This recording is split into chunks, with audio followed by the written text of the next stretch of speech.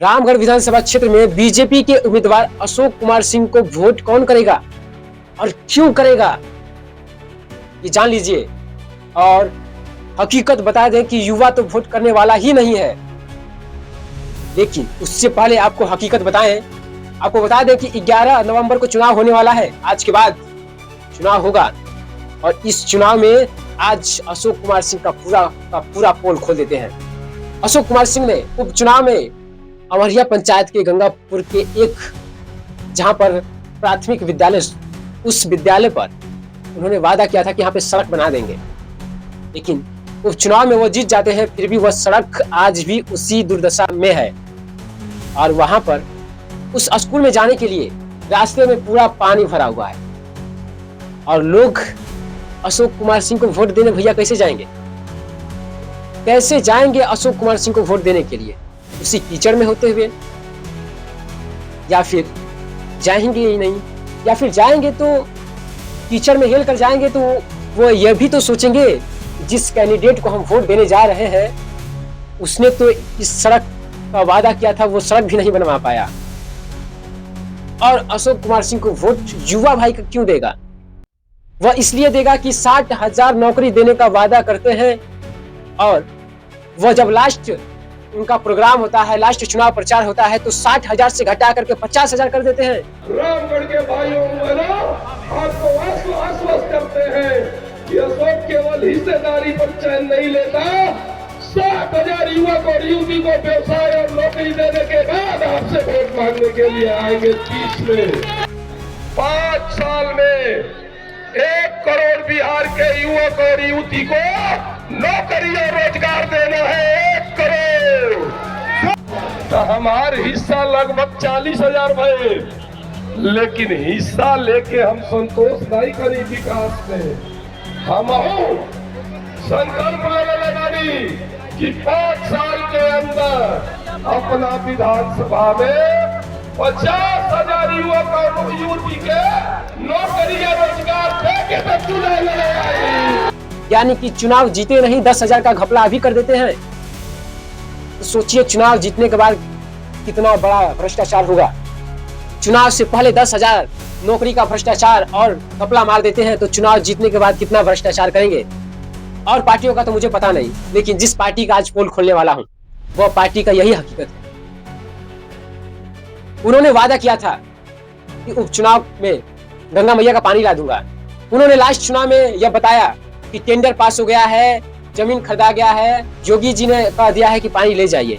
कि आज से 9 महीना पहले हम यही जगह ले कहले रहे कि चुनौआ जिता दजा, आशीर्वाद दे दजा, जमनिया ले गंगा मैया के रामगढ़ नुआवा दुर्गावती पहुंचा दे तो पहुंचा देने की ना पहुंचा दे। एक जना का कहता ना ये झूठ है। आज एजले ऐलान करतने कि गंगा मैया का कैबिनेट डिसीजन हो गई, एस्टीमेट बन गई, टेंडर हो गई, ठेकेदार बहाल हो गई, वो योजना में पैसा खर्चा होता और जोगी जी कह देना कि आई जमीनिया ले जा, ले ला और गंगा मैया के पानी तू ले जा। बिहार में हमारा कोनो अतिशोक्ति नहीं है। जब आप हर चीज में एक प्रूफ दिखाते हैं, एक कागज का लेटर दिखाते हैं, इस योजना के लिए आपके पास वो टेंडर वाला कागज नहीं था, इसका मतलब साफ तौर से ये साबित होता है कि अभी तक न टेंडर हुआ है और ना ही जमीन खरीदाया है और ना ही योगी सरकार ने इसके लिए अनुमति दिया है।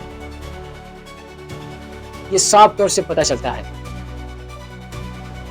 और यह हकीकत है इस पार्टी का कि जो व्यक्ति वादा करता है और कहता क्या है कि मैंने 2014 से लेकर के 20 तक कार्यकाल में हर गांव को सड़क से जोड़ दिया।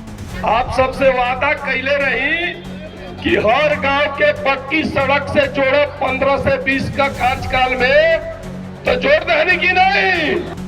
तो मैं पूछता हूँ, ये रामगढ़ की जनता पूछती है कि क्या हर गांव को जोड़ने के लिए ये आपका योजना था?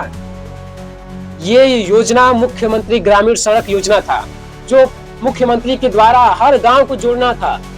इसमें इनका कोई रोल नहीं है। उन्होंने कहा मैं हर गांव को पानी पहुंचा दिया हूं।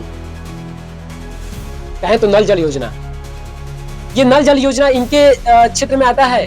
इनका कामकाज था वो करना, वो मुख्यमंत्री हर घर नल जल योजना था। मुख्यमंत्री के सीधे आदेश से पंचायत कमेटी बैठती थी, उसके द्वारा ये सब पास होता था। उन्होंने कहा कि हमने बिजली दे दिया। क्या 125 यूनिट इनके कहने पर नीतीश कुमार ने 125 यूनिट फ्री किया है? ये केवल और केवल जुमलेबाज और युवाओं को गुमराह करने का प्रयास करते हैं। वो साफ तौर से अंतिम प्रचार में कहते हैं कि युवा धैर्यता बनाए। अगर पवन सिंह के दीवाने हैं तो मैं पवन सिंह को चुनाव जीतने के बाद फिर से बुला दूंगा और पूरा रात भर गवाऊंगा। चुनाव जीता जा, सब लोग के कहतनी चुनाव जीता जा, 2 दिन 3 दिन मेहनत करके अब फिर वचन देतनी आई मंचवा से कि रात भर अब और मैदान में पवन जी के रख के रात भर गवाई।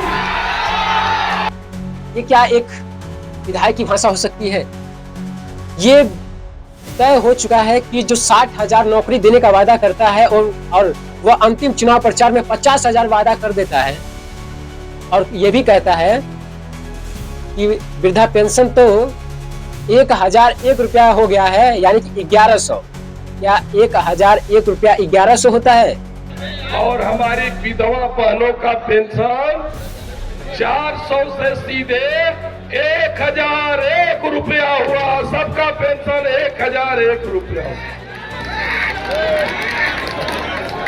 इसके बाद क्या हुआ? सॉरी, 1,001 का मतलब 1100 ना होता है। ये सब इस पार्टी की हकीकत है। बाकी दूसरे भी पार्टी का इसी तरह पोल खोलने वाला हूँ। बाकी तमाम खबरों के लिए जुड़े रहे क्रांति मीडिया के साथ। मैं हूं सिंह। जय हिंद, जय भारत।